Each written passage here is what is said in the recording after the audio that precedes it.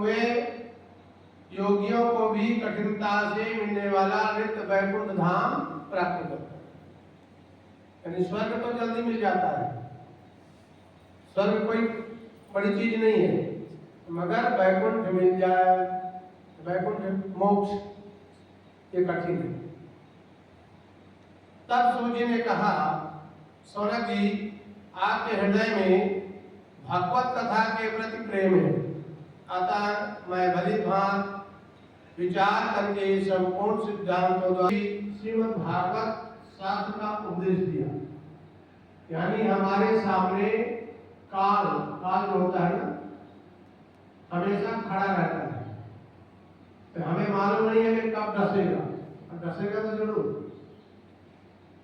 मन की शुद्धि के लिए इससे बढ़कर दूसरा कोई साधन नहीं है। जब जन्मांतरों का पुण्य उदय होता है तब कहीं श्रीमद् भागवत शास्त्र की प्राप्ति होती है। कई जन्मों के पुण्य उदय हो तब हमें भागवत कथा सुनने के लिए मिलता है।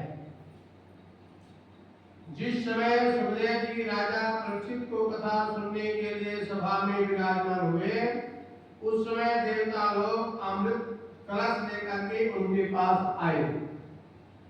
देवता अपना साधन करने में बड़े चतुर होते हैं, है ना? उसे तो सभी चतुर होते हैं, तो देवता लोग ज्यादा चतुर होते हैं।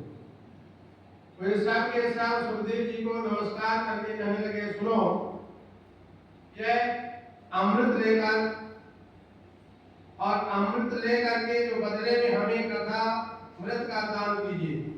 यानी अमृत ले लीजिए और हमें कथा सुना दीजिए। इस प्रकार परिवर्तन करके राजा परीक्षित अमृत का पान कर रहे, अमर हो जाए तथा हम सब लोग श्रीमद् भागवत का पान करेंगे। तब सुखदेव जी ने सोचा, इस लोक में कहाँ अमृत और कहाँ भगवान की कथा, कहाँ कौश और कहाँ अमूल मणि, कहाँ कौवा और कहाँ मणि। यह विचार करके देवताओं की बात हंसने लगे तथा उन्हें अनधिकारी जानकर कथामृत का दान देवताओं के लिए भी अनंत दुर्लभ है। ये पद्म पुराण में कथा सुना है।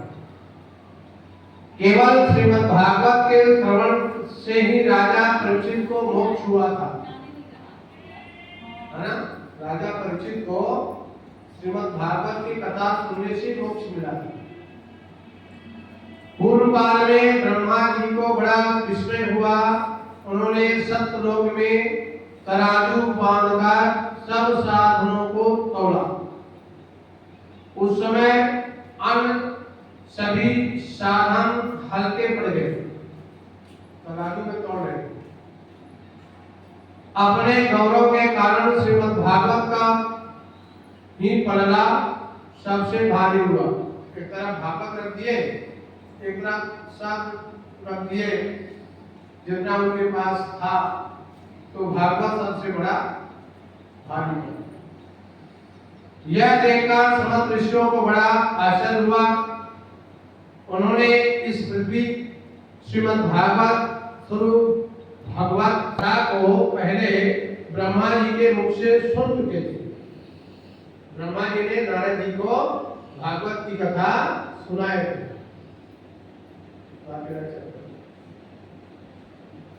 तथापि इसके सप्ताह श्रवण की विधि हो उन्हें सनकादिक ही बताई गई थी।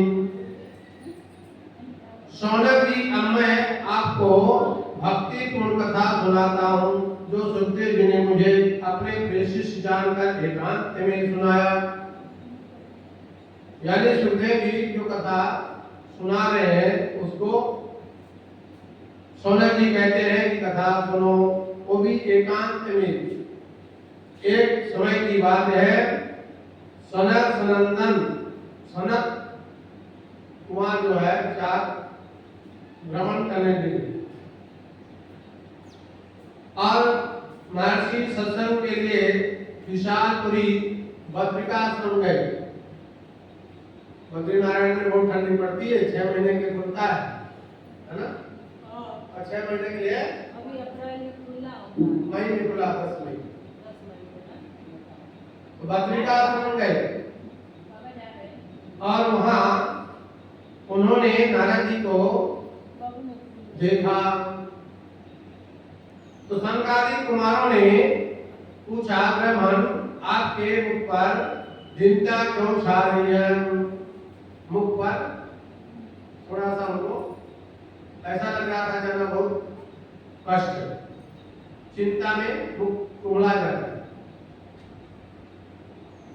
तो इस समय आप इसका सारा धन लुट गया है, इसका धन लुट जाता है, वही मन को बुझाए बैठा रहता। उस समय उनके समान शुद्ध बुद्ध हो गए और आप जैसे आसक्ति शून्य विरक्त पुरुष की ऐसी अवस्था होती हो उचित नहीं है। बताइए इसका क्या कारण है? तब नारद जी ने कहा, महात्मा मैं पृथ्वी को नाना तीर्थों को कारण सब उत्तम जानकर यहाँ यात्रा करने के लिए आया था बद्रिकाश्रम।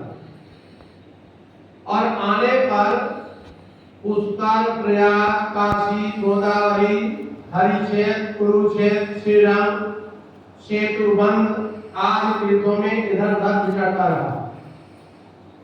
यानी पुष्कर, पुष्कर कहाँ पे है? जहाँ ब्रह्मा जी का मंदिर है, राजस्थान। प्रयागराज को जानते